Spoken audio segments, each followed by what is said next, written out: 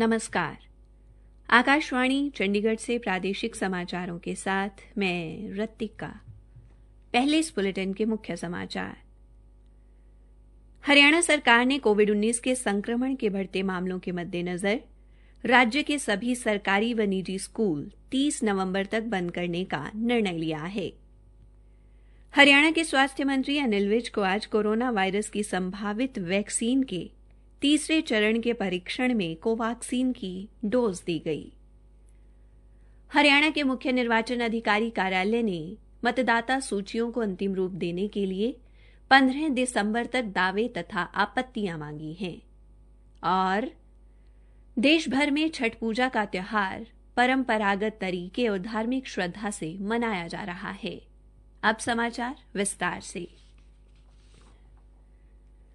हरियाणा में कोविड-19 के संक्रमण के बढ़ते मामलों तथा स्कूली विद्यार्थियों के स्वास्थ्य को देखते हुए हरियाणा सरकार ने राज्य के सभी सरकारी व निजी स्कूलों को विद्यार्थियों व शिक्षकों के लिए आगामी 30 नवंबर तक बंद करने का निर्णय लिया है।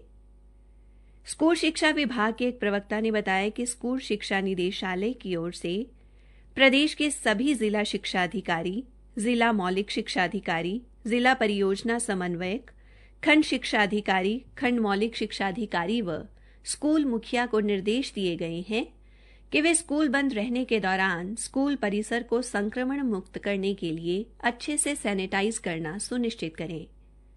इन निर्देशों का उल्लंघन करने पर स्कूल मुखिया तथा प्रबंधक जिम्मेदार होंगे।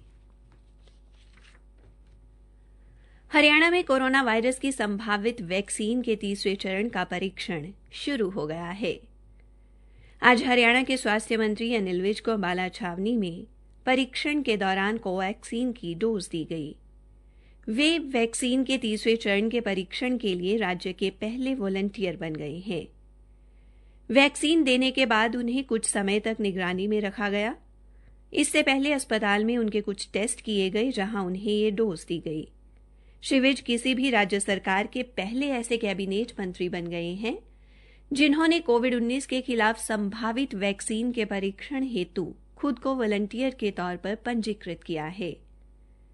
अंबाला के सिविल सर्जन डॉ कुलदीप सिंह ने बताया कि श्री विज को सफलतापूर्वक कोवैक्सीन की डोज दी गई। वैक्सीन के परीक्षण के लिए अस्पताल पहुंचने से पहले मीडिया से बातचीत करते हुए श्री विज ने कहा कि अगर सब ठीक रहा तो कोविड-19 के खिलाफ वैक्सीन अगले वर्ष की शुरुआत तक लोगों के लिए उपलब्ध होगी। मनुष्य पर कोवैक्सीन का परीक्षण पीजीआई रोहतक में जुलाई से शुरू हो गया था। एक सवाल के जवाब में श्री विज ने कहा कि वो ऐसी किसी भी बीमारी से पीड़ित नहीं है जिसका वैक्सीन लेने के बाद प्रतिकूल प्रभाव पड़े। हरियाणा के सहकारिता मंत्री डॉ बनवारी लाल ने कहा है कि सहकारिता के माध्यम से वर्ष 2022 तक किसानों की आय दोगुनी करने का सपना साकार किया जा सकता है।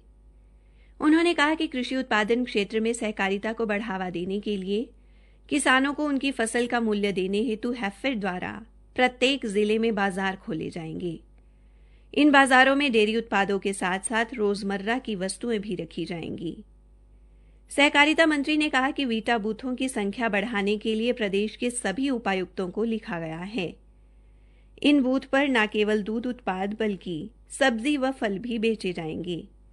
डॉक्टर बनवारी लाल आज करनाल में डॉक्टर मंगल सेन ऑडिटोरियम में सहकारिता दिवस पर राज्य स्तरीय कार्यक्रम में बोल रहे थे। कार्यक्रम की शुरुआत सहकारिता का ध्वज फहराकर की गई। मंत्री व अन्य दीप प्रज्वलित किया और सहकारिता के प्रसंग द्वारा लगाई गई प्रदर्शनी का अवलोकन किया।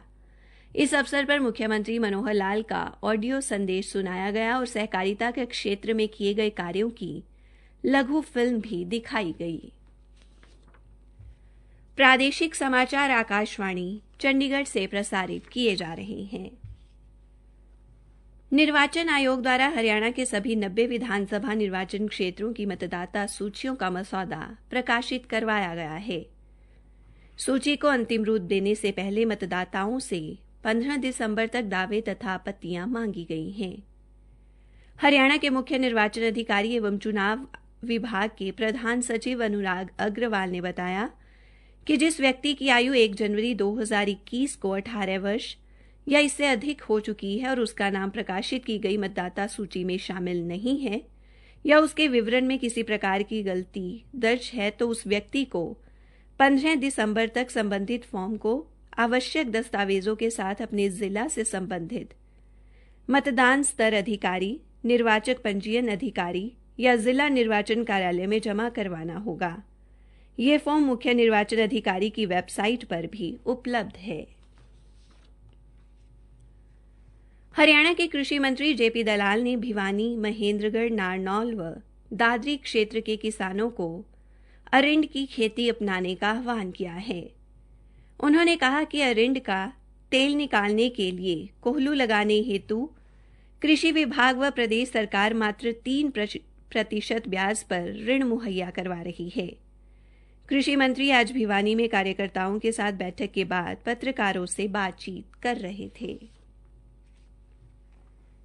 देश भर में छठ पूजा का त्यौहार परंपरागत तरीके और धार्मिक श्रद्धा के साथ मनाया जा रहा है।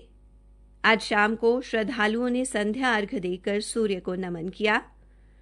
कल सुबह प्रातः अर्घ्य के साथ ये पर्व संपन्न होगा। छठ पूजा का यह त्यौहार सूर्य देवता और उनकी पत्नी देवी उषा की पूजा को समर्पित है। छठ पूजा पर बधाई देते हुए राष्ट्रपति रामनाथ कोविंद ने कहा कि आज लोग सूर्य देवता को नमन करते हुए देश की नदियों के किनारे पूजा अर्चना करके ये त्यौहार मना रहे हैं। उन्होंने कहा कि कोविड महामारी के दौरान लोगों को पर्यावरण को बचाने का संकल्प लेते हुए और अन्य सावधानियां बरतते हुए ये त्यौहार मनाना चाहिए। उपराष्ट्रपति एम वेंकैया नायडू और सूचना एवं प्रसारण मंत्री प्रकाश जावड़ेकर ने भी छठ पूजा पर लोगों को बधाई दी है। उधर हरियाणा के यमुनानगर में भी छठ पूजा का त्यौहार पूरी श्रद्धा से मनाया गया। हरियाणा के कृषि मंत्री जयप्रकाश दलाल ने कहा है कि प्रधानमंत्री नरेंद्र मोदी द्वारा शुरू की गई पशुधन क्रेडिट कार्ड योजना के तहत हरियाणा ने देश में अब तक सर्वाधिक 1 लाख से अधिक कार्ड बनाने का कार्य किया है। उन्होंने आज भिवानी में भिवानी व दादरी जिले के अधिकारियों की बैठक लेने से पहले पत्रकारों से बातचीत में ये बात कही। कृषि मंत्री ने कहा कि इस योजना के तहत भेड़, बकरी, गाय व भैंस पालन के लिए पशुपालकों को 1,60,000 रुपए तक के ऋण मात्र 4% ब्याज पर उपलब्ध करवाए जाते हैं। हरियाणा भारतीय जनता पार्टी के संगठन महामंत्री सुरेश भट्ट को उत्तराखंड में नई जिम्मेदारी देने के बाद आज पंचकुला में उनके लिए विदाई समारोह का आयोजन किया गया।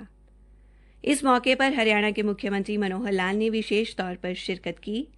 संवाददाताओं से बातचीत में मुख्यमंत्री ने कहा कि संगठन महामंत्री को लगातार 10 वर्ष तक हरियाणा में अपनी सेवाएं देने के बाद उत्तराखंड में नई जिम्मेदारी सौंपी गई है। हरियाणा के परिवहन मंत्री मूलचंद शर्मा ने कहा है कि बिना परमिट और बीमा के चलने वाले अवैध वाहनों पर सख्त कार्रवाई की जाएगी। परिवहन मंत्री ने यह बात चंडीगढ़ में परिवहन विभाग में ऑनलाइन तबादला अभियान के शुभारंभ के अवसर पर कही। उन्होंने कहा कि अवैध वाहनों की जांच के लिए संबंधित डिपो महाप्रबंधक और जिला परिवहन अधिकारी द्वारा संयुक्त टीमें बनाकर टोल प्लाजा पर नाके लगाए जाएंगे। उन्होंने बताया कि स्थानांतरण अभियान के तहत आज 53 इंस्पेक्टर और 89 क्लर्कों को मिलाकर 144 कर्मचारियों ने डिपो के लिए अपना विकल्प भरा है। अंत में मुख्य समाचार एक बार फिर। हरियाणा सरकार ने कोविड-19 के संक्रमण के बढ़ते मामलों के मद्देनजर राज्य के सभी सरकारी व निजी स्कूल 30 नवंबर तक बंद करने का निर्णय लिया है। हरियाणा के स्वास्थ्य मंत्री अनिल विज को आज कोरोना वायरस की संभावित वैक्सीन के तीसरे चरण के परीक्षण में कोवाक्सिन की डोज दी गई। हरियाणा के मुख्य निर्वाचन अधिकारी कार्यालय ने मतदाता सूचियों को अंतिम रूप देने के लिए 15 दिसंबर तक दावे और आपत्तियां मांगी हैं। इसी के साथ प्रादेशिक समाचार समाप्त हुए।